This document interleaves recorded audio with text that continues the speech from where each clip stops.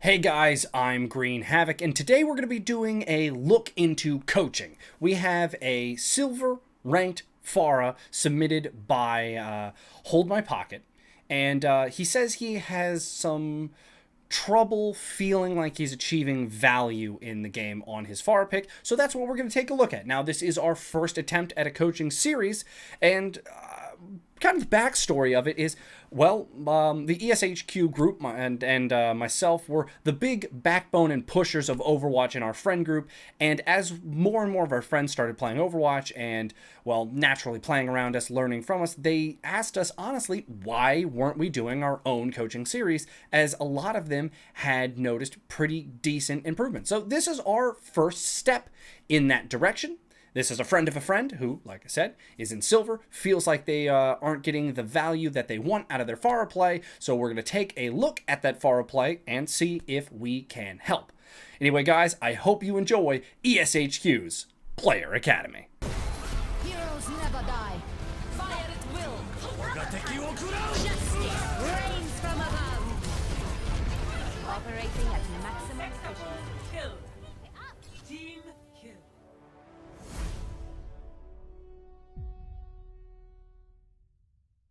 Alright guys, so let's hop into the video. As you can see, this is a 17-13 versus 17-13, surprisingly even SR. You don't see that a huge amount. And of course, I am joined by Sword Walker, as previously mentioned. Let's get into the video. Yep. Alright, let's see. What team comp are we going to get? Alright, already 2 DPS. Yeah. You can make 3 DPS works. It really depends on your healers. Okay. So, if that last, If the last person goes Mercy, this is still yeah, semi-workable. this is still, yeah. One tanking as Reinhardt can be, is probably decent. It's probably the best solo tank you could put in this situation. Mm-hmm. I agree. So, okay, what... Still hasn't picked? I guess we'll see. He'll have to pick eventually. This video goes 15 minutes, so we know it doesn't get remade. Oh, Orisa. So you're getting no healing, or you're not going to be getting any support from your support. So with that in mind, you're gonna have to play around health packs, as you're not going to be able to get much healing, as you're very rarely going to be in her AOE. Though to remember, just as an FYI for your flying around, it is almost twice the size of Lucio. So like if you imagine like a Lucio would be like roughly this, Brigitte's is, you know, quite a bit further. So that's just something to think, because that obviously does extend up. It is a sphere. It's not just a like on the ground. But you are primarily going to be relying on health packs, so you want to remember that there's a mini over here behind the wall. There's a mega in this building. There's a mega towards where the enemies attack from, but as a Pharah, you can kind of hop over buildings. And then there's a mega behind you, which again isn't normally accessible, but as a Pharah, you can kind of get to it. In fact, actually, I think I do have it up. So yeah, these are the ones I'm talking about. Inside that building to your left, back behind you, enemy spawn, or roughly enemy spawn. Obviously, they come from here. And then this mega here is also accessible to you as you are Pharah, and then there's that mini in there. So those are the health packs you're going to want to try to play around. It's still not obviously advisable, but, you know, this is what you're working with. Okay, let's go ahead and skip forward 30 seconds. Yeah, here we go. Perfect. perfect. You guys are playing this really aggressively for what healing? Yeah, that's a good hit. I would stay on the Orisa here, probably. Yeah, no, I 100%. You're shooting at the Mercy. You can actually out damage her. So okay. Yeah. All right. We're gonna go ahead and back that up just a couple frames. So we're flying here. That's fine. One of the things, and it's not the easiest thing to do, but so this is where you're aiming. So this is presumably where you are looking. One of the things you want to be careful about, though, is over-focusing on a certain area, as you want to definitely try to pay attention to all possible threats in your vicinity, especially because this is a sniper. And I do believe here in the next couple seconds, right here, so right there, actually 2 seconds before this, you hear that there's a sniper. Right now, you are thrusting. There's a sniper. She's looking right at you. You fire once. You probably should have immediately fired your concussion just to try to mess up her aim. And she does, right? That's a good shot. I mean, there's only so much you can do. You're almost out of her sight. Yeah, you could have gone out of that. Being in that position is kind of sketchy to begin with, but... Yeah, it's a very aggressive position to begin with. I probably wouldn't have been there just on the merit of you didn't know what the enemy team was playing. But that's kind of a common thing we see a lot in kind of the silver gold range, is the aggressive team fights before anybody knows who's playing what. Mm-hmm. Yeah, we're just kind of waiting for a regroup here now, I guess. Mm-hmm. That's a good pick by your Junkrat. So this is actually a fightable fight. Your Junkrat's down. Yep.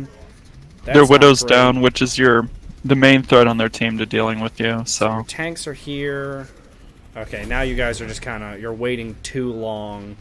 What are you looking... see, so that right there, I am going to say, so one of the things you definitely want to do a little more is, so you want to be aware of their Widow like, you're worried about their Widow, and that's clear.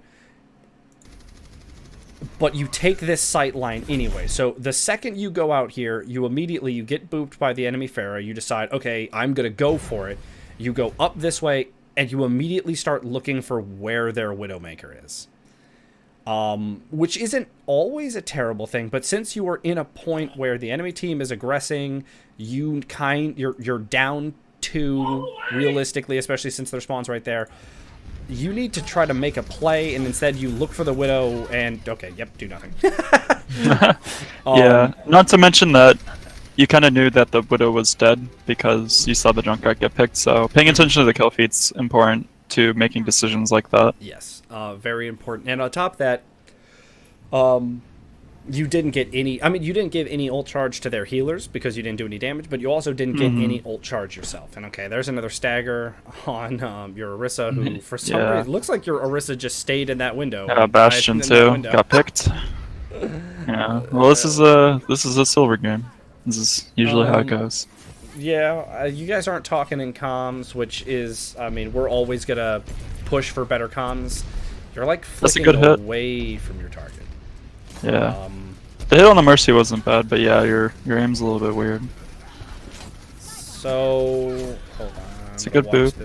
That was for the record, real quick. I like that idea. I like the fact that you used, like, you know, your target was here, you shot here, you booped then here, and you attempted then to shoot here. So you're predictively aiming. You know, you're trying to control where your target is with your boop. I like that. That's smart. It's a good way to play. However, I don't get what you're doing when you're trying to flick. So when you flick, the idea is, you know, if this is your crosshair, you're having your crosshair in an area. I'm going to draw the screen better. You're having your crosshair in an area where it's like, if these are your potential targets, your crosshair's up here to see if there's any potential, you know, threats in this portion of your screen. And then when you're ready, you flick down to the target, click, and then either reset back to have more sightline on your screen or continue just to fire on them. But you were like aiming at the Widow, shooting, and then flicking away, and then slowly coming back to the target, and then flicking away. As I feel like you may have seen someone flick, and you don't exactly know how to replicate that. But so the idea is target here, crosshair here, quickly move down, click, quickly move down, click, quickly move down. And so you're trying to flick down to that target, but you're starting from a spot to the target, not starting on the target and then moving away from the target. You're just making hitting your next shot that much harder.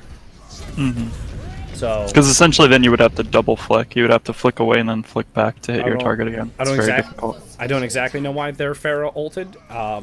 They had easily already won that fight. She was solo ulting another Pharah. I guess, yeah. That's kind of a win for you in a way, but Minor win. They are making great time. Yeah, minor. Yeah, no. Uh, They may not need it. Yeah, so I mean, it's rough. I mean, you have a Mercy now, but your team comp is still not great. You have 3 heroes who do not do well versus a Widowmaker. This is a bad sight line. Yeah. You could have taken that angle against that Mercy, who was your obvious target. That was a good hit. You forced that Valk out, so that's nice. You need to be paying a little more attention to sound cues. There was someone else up there walking around on that pillar. There's a Widow down to your right. So you want to try to make sure you're paying attention to things like that. You're tunnel visioning a little too much on this Pharah. Good. I like splitting off from the Pharah. That's fine. So you're doing it. See, you're like aiming at the Widow and then moving your screen drastically away from the Widow. You want to simplify that a little. Oh, unlucky boop. Yeah, that was the right idea at least. And that boop you attempted on that Roadhog actually also gets easier if you're better at your flicks, because your reticule was here, your target was here. This is the area that you wanted to boop at. So you want to get that flick quick down to that area, So right idea, and if you improve your flicking, which you clearly are trying to do, those kind of shots will be so much easier for you. So doesn't look like you're going to be able to get much of a stall here. Maybe. Was that... I think that was... The Reaper's still on point with the Mercy pocketing. Now you guys might be able to stabilize. Was a good shatter. Let's see here. I'm hoping you don't ult. No, you're gonna hold your ult. So that's good ult control. That's bad ult control. Yeah. So no, that was smart. So right there. Let's see. Do you challenge this? What do you do? Your Reaper is proving my point. Perfect. Okay, so yeah, all right. Your Mercy's gonna get away with that res, but one of the things to think about, especially as a Pharah versus any hit scan, but especially Widow, and I'm going to use this point as my example, and I'm going to use some tokens because we have those. We have the technology. We have the technology. These are kind of the more common Widowmaker positions. Now, that's not to say that a Widowmaker might not play, down here on the ground for different sight lines. Sometimes, but these are kind of the primary perches Widowmakers like to use. And the thing that you want to try to understand as the Widowmaker Pharah balance is something that you need to be aware of as a Pharah player, is what is the Widowmaker trying to accomplish in each one of these sightlines, and what are her vulnerabilities? Is she trying to camp a spawn door? Is she, is she taking, just an angle on a team fight as the payload rounds a corner? Is she taking a long-range sightline because either she's fighting for the payload, somewhere over here, or in this instance, she's playing a safe angle that she has good sightlines towards potential picks, which she got one here on your Reaper and could have got one on your Mercy. So understanding where the Widow is and what sightlines she's trying to take based on the shots that she's making with her stream, the stream from her shot, is important as a Pharah, because that tells you that maybe if you reposition aggressively this way, you can come around behind the Widowmaker, you can put pressure on her, or that if the Widowmaker's here, you can operate in this area here pretty easily while taking, putting damage down onto the, the team fight. So you're playing kind of avoid the Widow or engage on the Widow based on knowing what the Widow's wanted sight lines are. And once you can use that to your advantage to take a sightline that she's not taking at the minute. Even if regularly her angle would tell you that she could be shooting in your direction, but if she's obviously not, then you can get a cheeky shot on her. I agree. Okay. I wouldn't really bother shooting Orisa barriers. You don't do enough damage really to do much to it. So this is an okay angle, except for the fact that, you got to imagine this is the ramp, right? They have a sliver of cover that kind of does that. So their heads peek up as they move out of it. So your Bastion is firing from a position that puts, you know, a spray of bullets this way. You don't want to play here with your Bastion, because then they have one angle to worry about and one angle to shield from. If you are directly above your Bastion, still tucked in this nice corner, you know, here, away from the Widow,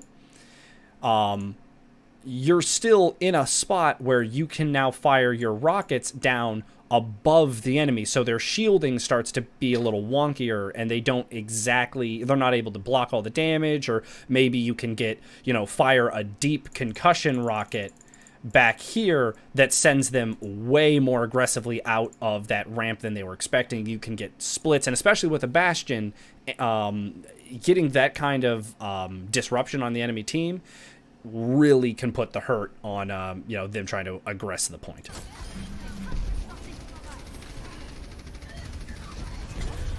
Yeah, see.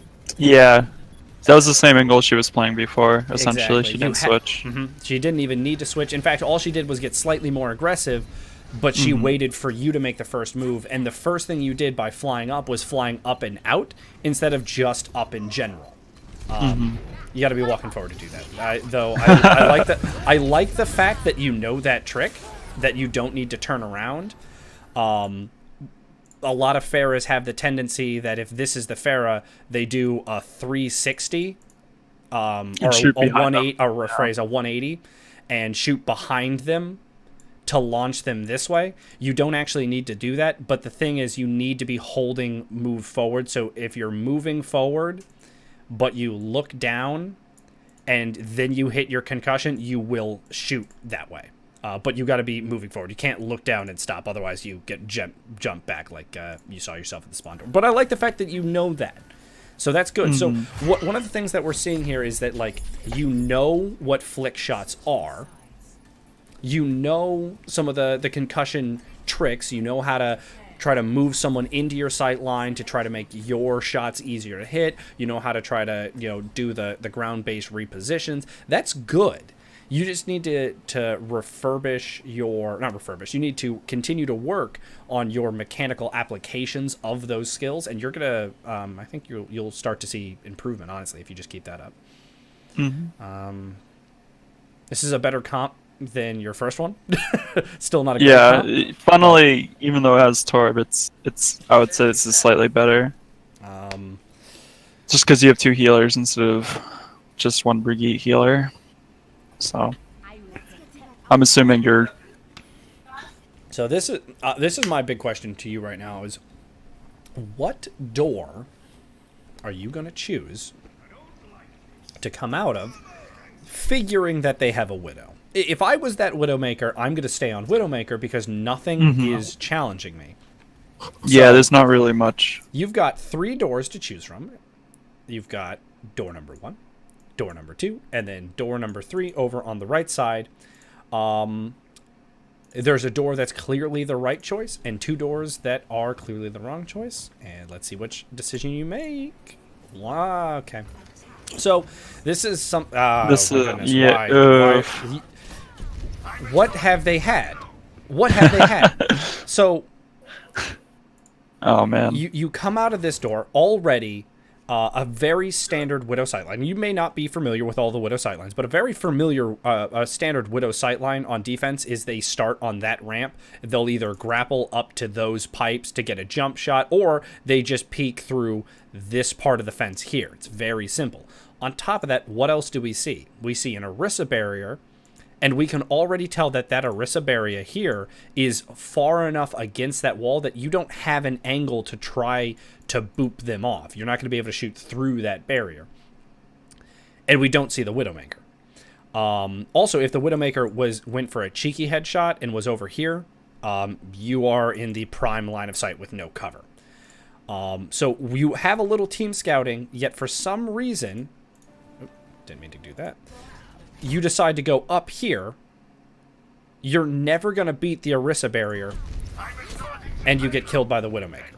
So, the reason why... Oh, and do you let tab go? Perfect. Almost perfect. Right, there's like one frame where this was perfect. There. So the door I would have chosen if I was you as Pharah. So door number 1, not great. Why? Easy sightlines, right? Door number 2. Now, no, door number 2 is fine unless you think they have a Widowmaker, because look at this. There is no hard cover at all up here. This is a Widow's playground because there's nothing here to protect you, especially when you jump up into the air and do something silly. I would have come out of door number 3, and the reason I would have come out of door number 3 is because there's no direct sight line to door number 3. You can peek through this door to see what the enemy has, and on the ground, you can rotate this far side all the way up, realistically, behind this building here, and no one gets to see you. At 15 seconds into a round, you get to see what the enemy team comp is. You see that they have a Widowmaker, you hear that the enemy team, you hear that your team's pushing up, or you hear something about the enemy team, then you decide to engage, because one of the other things to consider is you have a Torb. Where does the Torb want to set up? Right here. If the Torb wants to set up here, where does your Reinhardt want to set up? Also right here. If your Reinhardt and your Torb are here, then it's your Brigitte and your Mercy. And, oh, all of your team needs to set up in one area, but you've already been picked because you went off all alone into the sky. So just some of the things like that that you want to consider is where you're attempting to position yourself in relation to where your team wants to fight. So again, stop firing at the Orisa barrier. I mean, ultimately, you're not going to be able to hear me, so it's not like you can... But you're never going to be able to outdamage that. Reload your rocket, please. You should have reloaded... Oh! That was good. I think the angle was good to take too. See, the angle was more flanking too. You kind of knew generally where the Pharah was going to play from. Or not the Pharah, sorry, Widow. Don't panic. Finish that Orisa. Finish that. You could have finished that Orisa. Don't panic. Yeah. I think you panicked when you tried to jump and you hit, but I mean, in that kill cam right there, you can see how easy a target you were by trying to run, whereas you could have just kept putting pressure on that Orisa and made it easier for your team to come up, because you're gonna die. That's what's gonna happen in this game. You know, people are gonna, they're gonna get picks, they're gonna do cheeky angles, they're gonna win fights. Make it as hard for them as possible. Also, flying over that building like that when you know they have a Widow, it's not a great sightline for you, but it's a great sightline for that Widow. So again, you just want to make sure you're always kind of thinking about where does that Widowmaker want to set up. So I like that you're getting aggressive. This is all okay. You're playing a real... Like, at this point, I honestly ask, why aren't you just playing Junkrat? Like, you're not using your flight to your advantage when you want it to. So I'm going to go to this real quick. We're going to go all the way to point A. So, flying over this building, is a no-no. Why? Really easy sight lines from a lot of where the Widowmaker wants to operate. You know, if the Widowmaker is here, she has great sightlines. If she's operating here, she has great sightlines. If she operated, you get the point. She has great sightlines. However, if you would have walked this way, right? And I've already seen you try to use the concussion trick. Concussion to rapidly move, then use your boosters up to this window and take the point blank range against the Widow.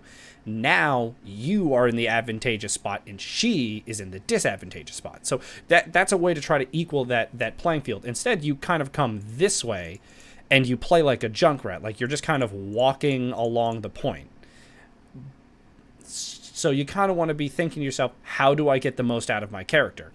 I can fly, I can reposition, then reposition, then reposition, then reposition. Take, angles that are going to make the enemy think, because if the enemy's guessing, they're not performing, And if you're guessing, you're not performing.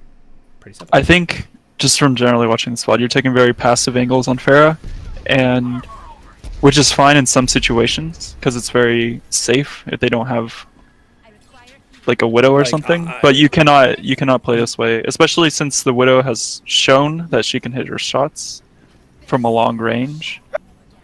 So Widow just told you where she was based on sound cues, and you know that she has sights.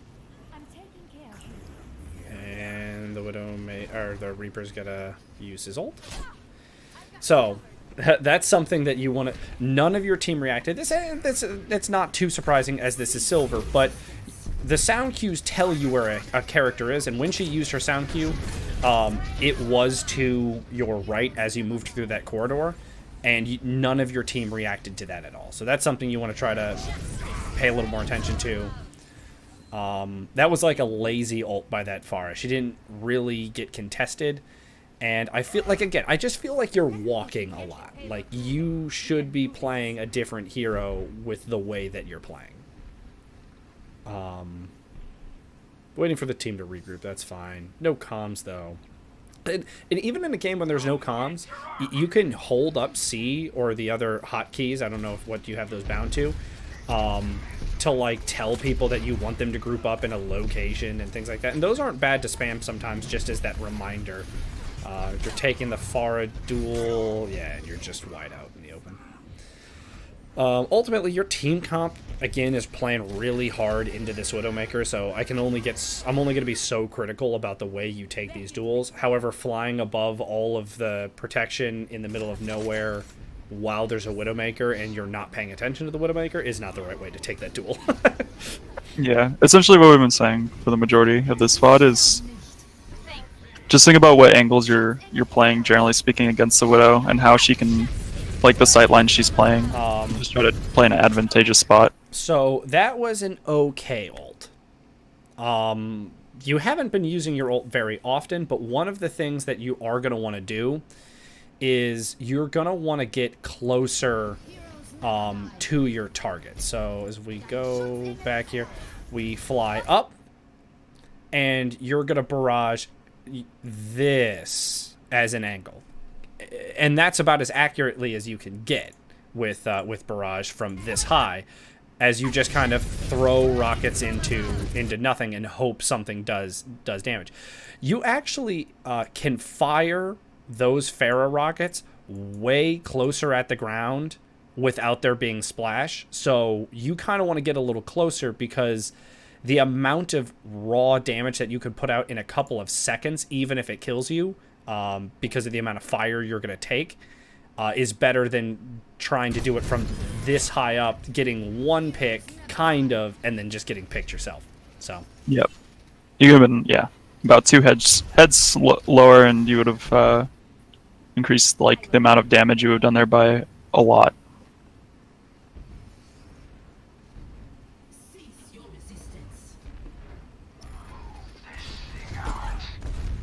Listen to those sound cues, because we heard that Pharah.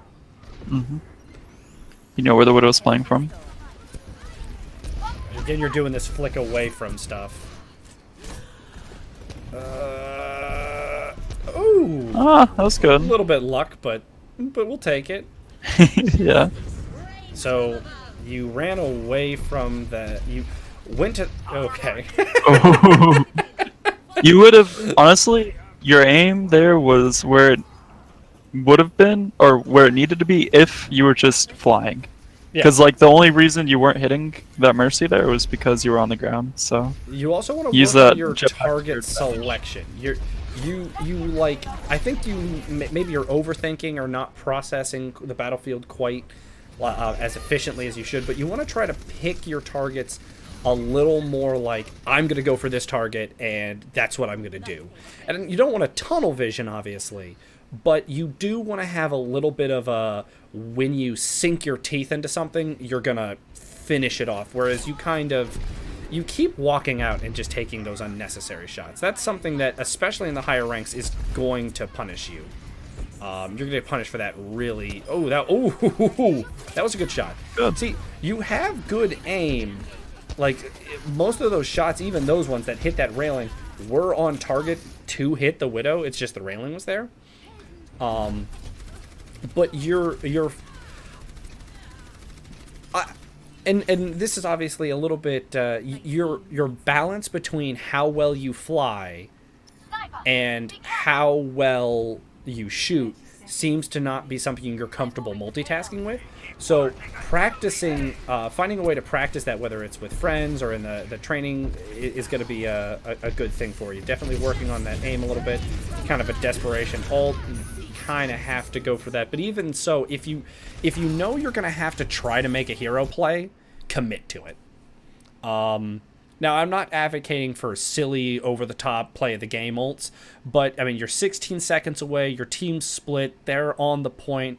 If you're going to go for a maybe this will work ult, just commit to it. Because, again, what is this range going to do?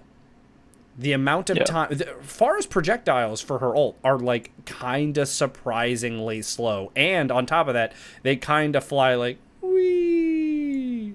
So you want to try to be closer to make sure you burst down a target. You know, if you flew in and you solo ulted the Orisa and you forced the Mercy to feel like she needed to come res and then you pick the Mercy, you know, those are kind of some of the stuff that you could potentially play. Also, while we have this sight line here, you kept walking through lower and then walking down the street. So you imagine that, like, your spawn somewhere over there, you walk through that hallway, and then you turn the main corridor and you come up this road. While the Widowmaker was here, and this is her exact sight line.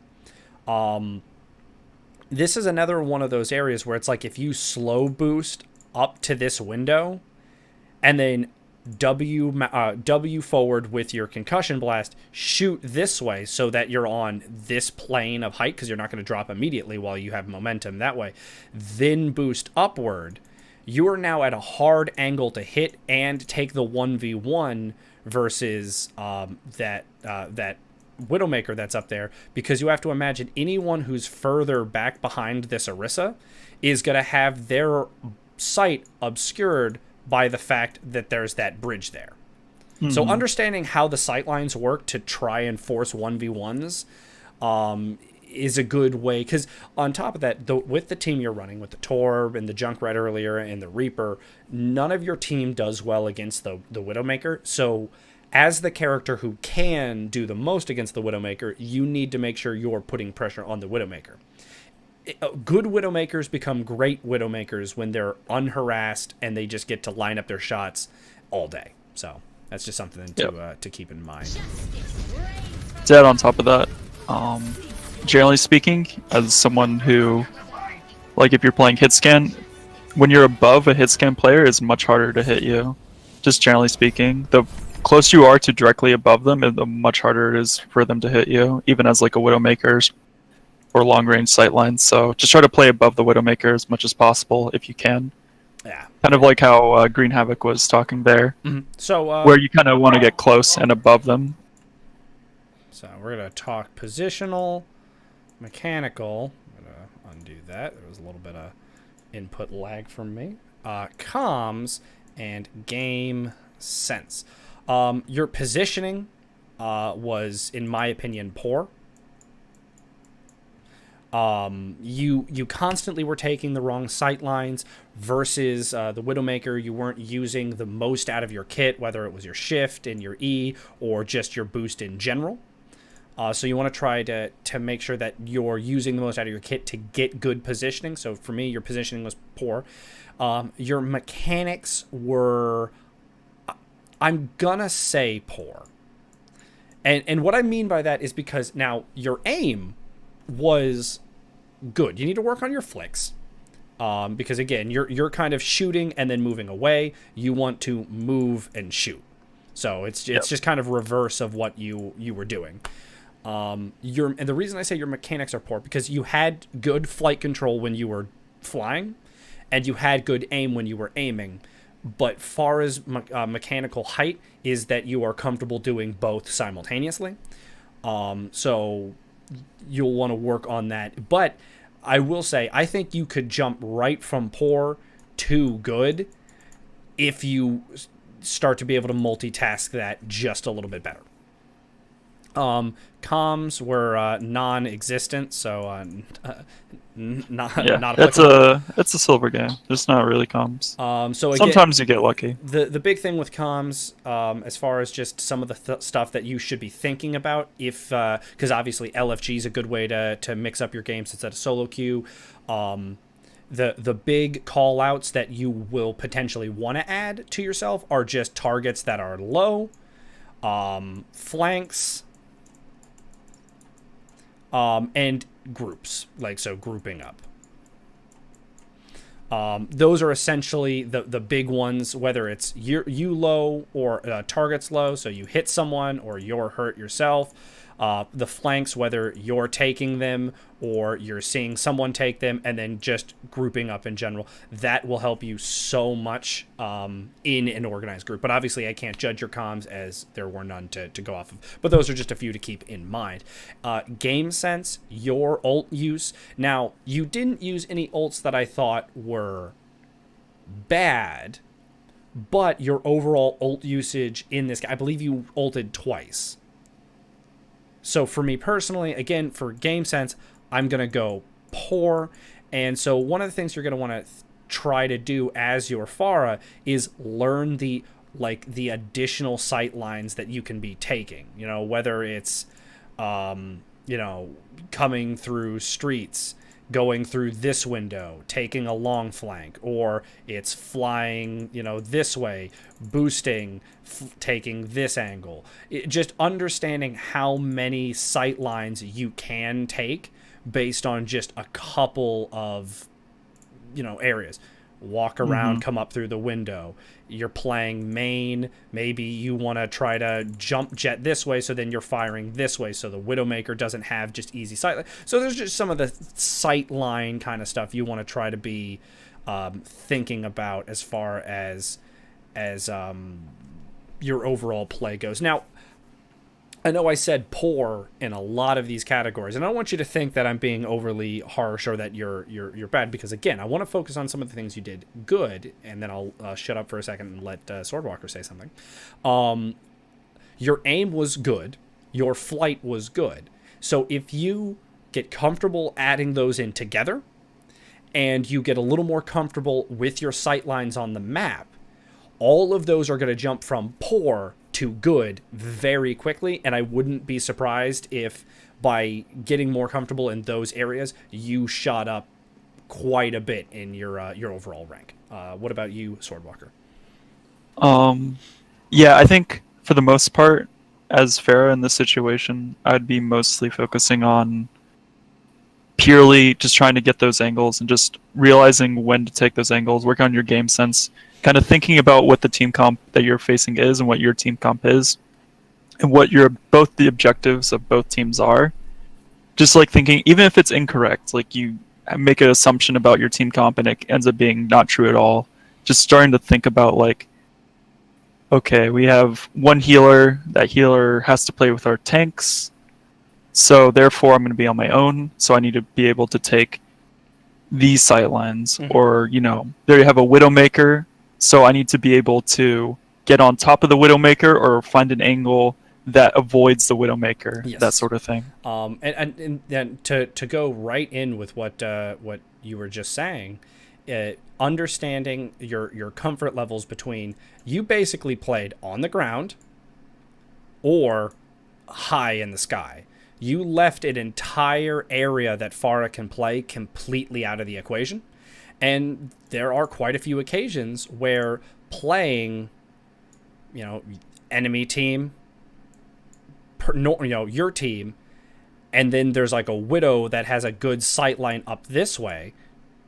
Maybe playing, like as an example, on this second point where there's that bridge, here, we're going to use the defeat as the bridge, flying just here where the Widowmaker doesn't get the clear sight line on you, but you can still have a firing arc down onto the enemy. And what that's going to do is that's going to make them feel like, oh, guys, we need to do something about this Pharah, Widowmaker, you got to reposition. And then that's when you start to take, the more advantageous positions as they adapt to you. Whereas you kind of played the same game and you were going to do it again, where you were going to walk in through this passageway, walk through that little hallway, turn right, come down main, and go to the point. That's what you're literally walking to do that again. So basically, get comfortable with your mechanics. Think a little more creatively. Pharah is an incredibly creative character. Take advantage of her kit, and like I said, I think you have some potential to really climb. So, yep. I hope you enjoyed this video. I hope you got some information out of it that answers maybe some of what you were hoping to learn in this video. And guys, you know, if you want to be on one of these, go ahead and submit your video to esportsheadquarters@gmail.com, and the next screen up will tell you all of the details as far as what you should put in your video and the right way to link and all that kind of stuff. Anyway, guys, I have been Green Havoc, joined by Sword Walker. This was ESHQ Player Academy, and I hope you have a good one.